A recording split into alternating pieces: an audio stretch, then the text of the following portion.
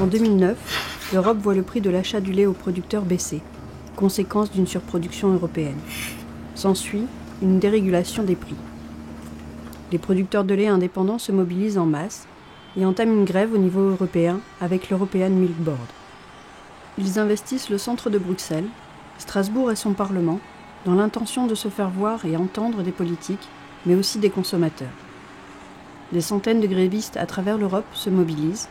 Les producteurs français se font remarquer par des actions en local, distribution de lait, d'épandage, ce qui marque les esprits.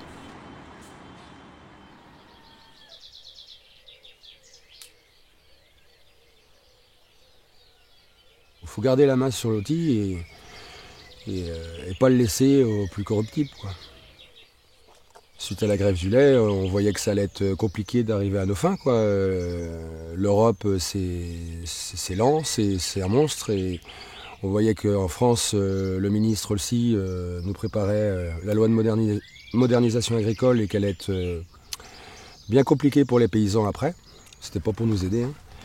On voyait qu'on allait être exproprié de la ferme avec cette loi. Donc il a fallu s'organiser avant que ça arrive. Et en local, Entremont allait devenir un grand groupe avec Sodial. Donc il fallait absolument qu'on se protège de ça en montant notre propre laiterie. Et du coup, on s'est regroupés, on a fait des réunions et une centaine de personnes ont décidé de monter une laiterie, la Silica, l'Esprit d'éthique. De toute façon, le système, il ne nous plaisait plus. Le système intensif agricole, comme on nous le vend, il ne nous plaisait plus. On investit dans le capital et on court toujours après. Enfin, du coup, on s'endette et ça n'arrête jamais. En fait, l'agriculteur, il est finalement, plus ça va, plus il devient le salarié de l'agro-industrie. Enfin, c'était les techniciens commerciaux qui nous disaient comment faire. Mais je commençais à ne plus supporter ça.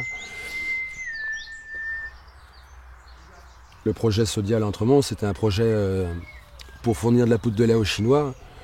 La Chine est grande, hein. Moi je vois pas la Bretagne nourrir la Chine, quoi. Mais au niveau environnemental, c'est pas viable, quoi. Et en plus, il faut savoir que Sodial, il y a des conseils d'administration locale, mais ce qu'ils oublient de dire, c'est qu'il y a aussi une holding dans un pays à fiscalisation réduite. Donc toutes les charges sont écrasées sur les paysans et les bénéfices sont retirés dans la holding. Donc c'était clair qu'en signant ça, les paysans allaient être écrasés encore, quoi. Pour contrecarrer ça, il fallait faire un précédent. En faisant notre laiterie, en allant jusqu'au bout, après on pouvait montrer, on peut le faire. On peut avoir des éleveurs qui vivent de leur lait, qui vendent un lait de qualité. Et parce que tant que ça c'était pas fait, on pouvait toujours parler. On était des doux rêveurs, quoi. Voilà, fallait aller jusqu'au bout. On a galéré, hein, parce que les finances sont...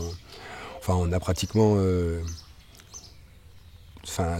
tout payé pour monter cette laiterie. Et du coup, ça a été dur au niveau financier, au niveau moral des fois. Sans parler des petits coups bas qu'on peut recevoir. Soit sur les fermes, ou soit la pression au téléphone. Tout simplement ceux qui disent ouais, vous n'allez pas y arriver, ou ça sert à rien. On était quand même dans une idée que ça allait aboutir. Dans 2 mois, ça va arriver. Et bon, c'est vrai que 2 ans après, des fois, c'était toujours pas arrivé. Ouais, il y a eu des moments difficiles, c'est sûr. Des fois, à la limite de la déprime. Dans ces cas-là, moi, j'ai plutôt tendance à me cacher sous la couette.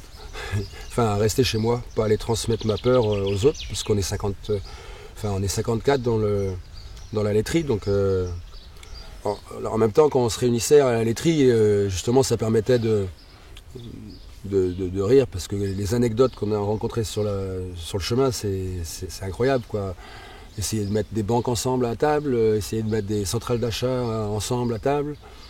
Bon, le choix du nom, de notre marque, il y avait des bonnes anecdotes. Et du coup, ça permet de tenir, quoi. Mettre le tank d'Entremont dehors et d'acheter le nôtre. C'était le premier moment de liberté qu'on a eu, c'était ça. On voulait admettre de ce que devient notre produit et être sûr que la qualité soit conservée. On avait fait des analyses de lait, on savait que le lait n'était pas si propre que ça dans les briques, dans les magasins. Donc le projet, c'était d'amener un lait de qualité et surtout rester local. Donc là, l'éthique est fait par les Bretons et reste dans les magasins bretons. C'est le but. Donc ce que ça a changé, c'était de retrouver une alimentation saine. C'était des vaches Formule 1 qu'on avait avant. Donc c'est comme les Formule 1, ça casse, quoi. Trop de lait, si on n'est pas tout de suite au top, ça casse.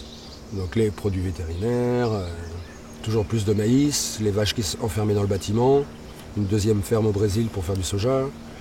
Et ça, c'était plus possible. Du coup, moi je suis revenu surtout au pâturage, puisque comme on le sait, la vache, elle mange de l'herbe, principalement. Donner une nourriture vivante aux vaches, c'est quand même meilleur que des conserves, quoi. Et du coup, pour la santé, et après, à la fin, la santé de l'éleveur. Une ferme à taille humaine, pouvoir travailler sans être tout le temps à courir. Pourquoi, en fait? Pour enrichir le capital.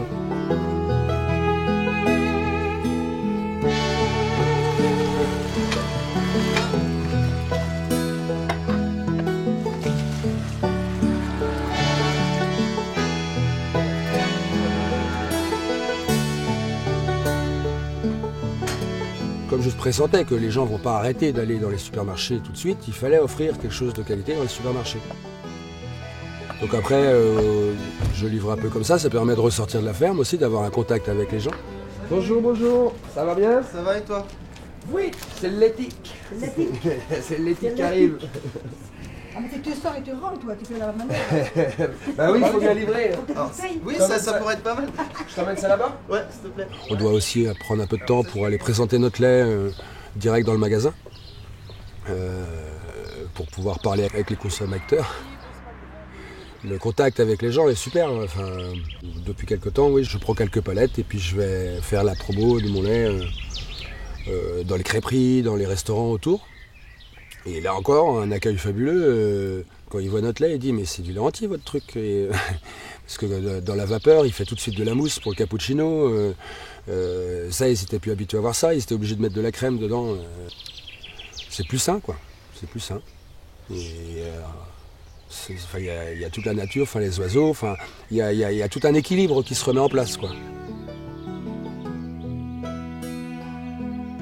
Aujourd'hui, l'éthique souhaite proposer d'autres produits aux consommateurs, toujours local, raisonné, responsable.